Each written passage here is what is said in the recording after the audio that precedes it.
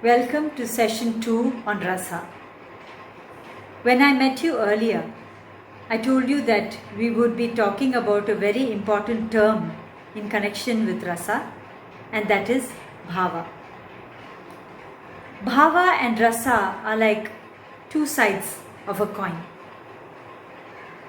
We will talk about their connection later, but let's look at what Bhava means. This is a term which is familiar to many dancers. But in the context of Rasa, it takes on a deeper meaning. Bhava has a range of meanings.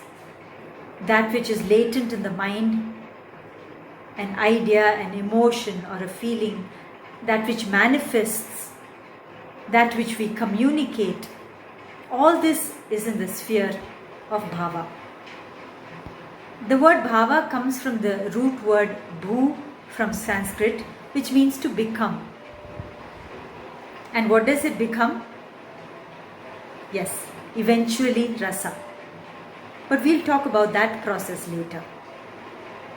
You can think about bhavas as tools that a dancer or an actor has to communicate. And Bharata in his Natya Shastra, which is the first Sanskrit text which talks about the Rasa theory in a lot of detail, gives us 5 terms to work with. Vibhava, Anubhava, Vyabhichari Bhava, Sthayi Bhava, Satvika Bhava. This is not necessarily in that order.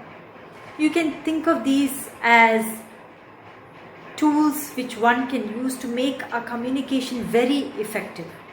And don't get scared by the Sanskrit terminology because they are actually very user friendly. So imagine you have an idea to convey or a story to tell. The first thing you have to do is create something concrete for the audience to see. So if you want to talk about an emotion like love, you might have 2 characters on stage, perhaps Rama and Sita, which immediately tells the audience that there is going to be a connection between the two characters, the Nayaka and the Nayaki. You can have supporting determinants like a beautiful space, a garden, fragrance of flowers, mood lighting, something to suggest that love is in the air. This Vibhava is given the term determinants, or what determines the emotion, the first step towards communicating with the audience. Bharata has named 2 Vibhavas, Alambana Vibhava, which is the main determinant, and Udipana Vibhava, which is the supporting element.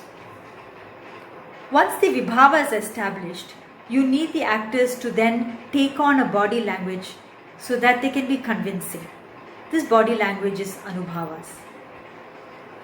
Then you have the Sthayi Bhava, which is the main emotion of the work, possibly also the main emotions that reside within man, and this we will be talking about in more detail later.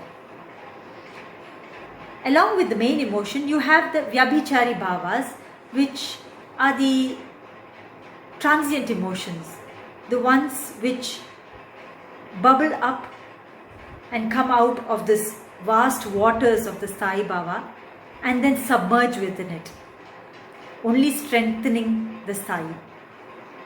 For example, if the hero is in love and a little angry, while love is the Sthayi, your Vyabhichari Bhavas can be anger or jealousy or irritation.